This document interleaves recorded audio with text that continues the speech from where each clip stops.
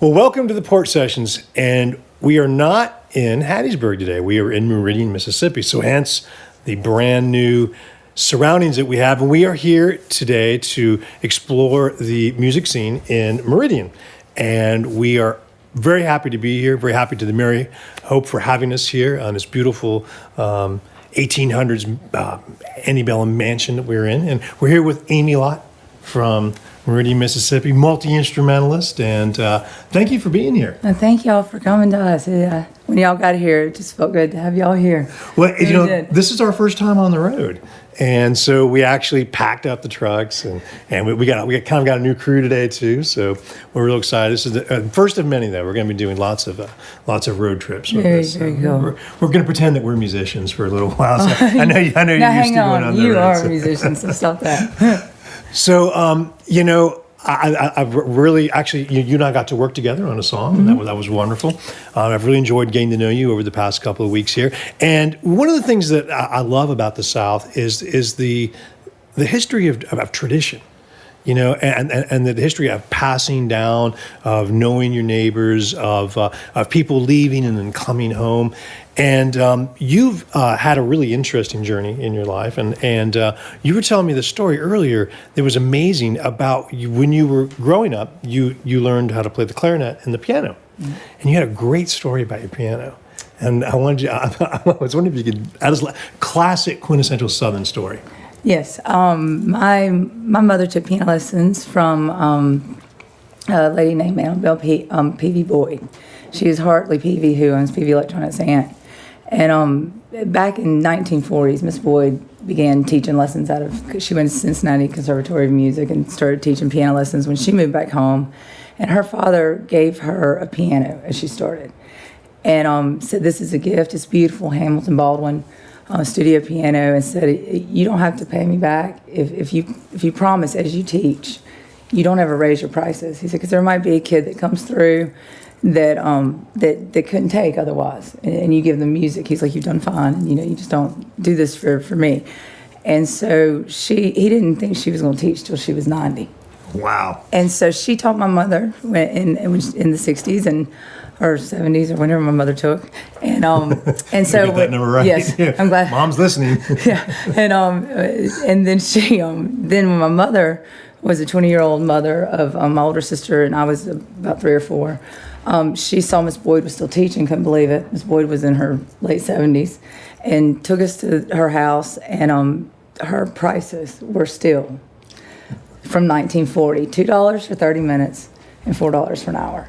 And so she usually didn't take a 4-year-old, because you're just not quite big enough to get your fingers on the keys. But I think she saw my mom that day and said, "Well, $4, this woman can go get groceries." And so I spent my first year of piano lessons on her knee, just watching my older sister play. And then she took a real interest in me, teaching me as a young kid. And I took from her all the way till high school. We couldn't have missed a lesson if I wanted to. Loved them, looked forward to them. And in college, I actually came home and still took lessons from her. Every chance I could get, I'd go take a lesson. And one of the beautiful things about me and her is that we were friends, too. It was one of those souls you met where the age started sloughing off and you didn't realize the age difference. And I came home from Southern when I was about 26 and went to see her. And she passed away that day with me there. And that was... Wow.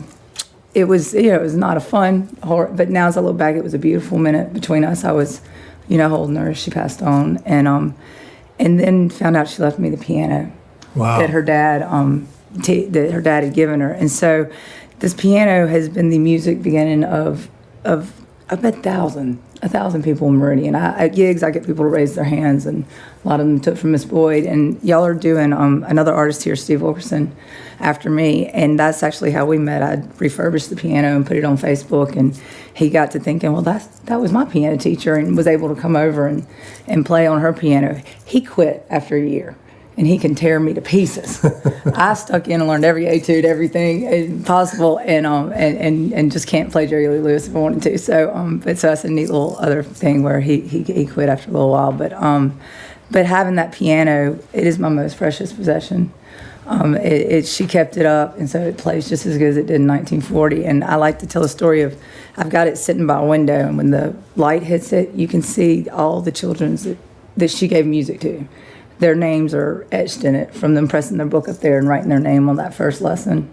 And so there are 1,000 children's names. I found my mother's name. I found my name. I met a girl the other night that had taken from her, and I'd seen her name in there. And so it's just a beautiful, it's almost a being at this point. This piano has given a lot of people the gift of music. And so I've got it in my house, and lots of people come through to get to play on the piano that they learned on. And so that's just it's a neat way to learn music, to have someone that loves people enough to not worry about the money and just give her gift back out, and did it all the way until the week she died. And wow, so, I mean, that's what a great story. It must be inspirational to play it. It's spiritual to play it. It feels like a lot of times the notes will hit back and hit me in the chest, and I almost feel her love coming out of it. I've written many songs about the piano. I have a song named Hamilton, which is just the brand name, but it's about how old that piano is, and it's still holding me up. Mm-hmm. Your legs still hold me now, kind of. That it's the music, but it was her, her love of the piano and love of the music that has just transcribed into the instrument. And like I say, if anything happened to that piano, it would be a devastating thing to lose that piece. It's a piece of history in Meridian that I get to keep at my house and play on. And musical instruments are kind of your family once you start loving them. Yeah. So I get to play on the one that I grew up playing on. When I was young, I didn't have a piano, and that's why she left it to me. She drew me a paper piano, and I would kind of roll it out on my table at home and play the notes, but she drew it out standard, perfect keys, and it just got, she's like, she needs a piano, and the keyboard's not going to work. And so when I saw that she had left me that piano, I realized how much she loved me and how much she really saw in me potential, and so it's a special gift. Wow, that's a wonderful story. Yeah, and it's just quintessential. Community. How many people one person can affect in the community. It's just really wonderful. It's amazing. She was so humble, and she was actually a talented musician on her own right and a vocalist, and studied up at a conservatory back in the 30s. He also gave me all her music, so I have all the notebooks she wrote as a student when it still said Annabelle Peavy instead of when she got married, and so it's amazing to see all that passed down and not lost, and so it really is. It's a neat thing. Well, I have a feeling we're going to hear a song on a piano on this Porch Sessions, right? Yes. I guess this is the parlor sessions. It might have been a porch. Well, thank you for sharing that story with me, and we'll be right back soon. Okay.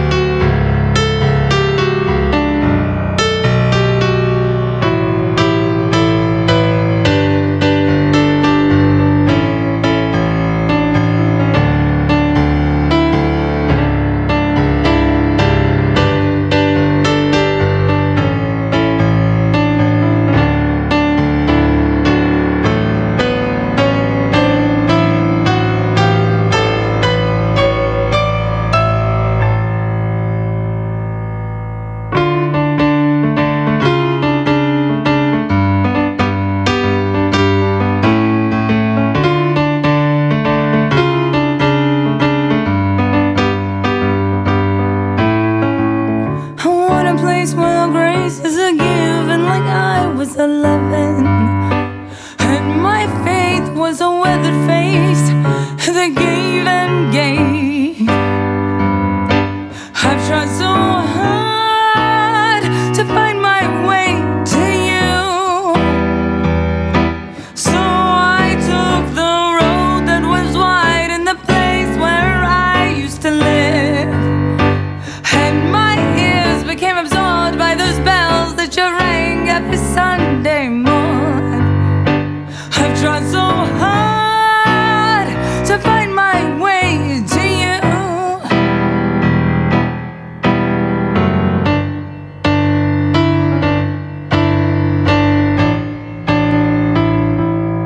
Oh, dear one, if you're there, if you care, every prayer is not in vain, and you're still the same.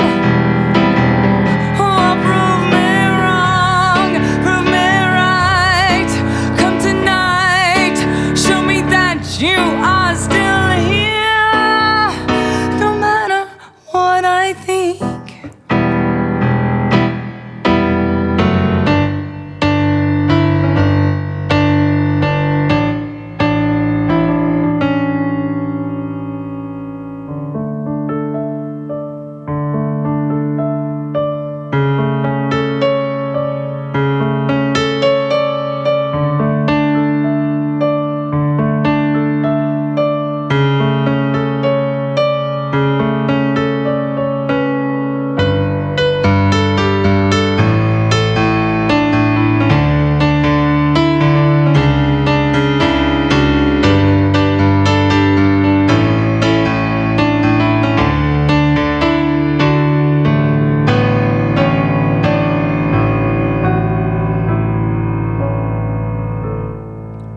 Then my pendulum swings to the beat that you play in the dark to my heart.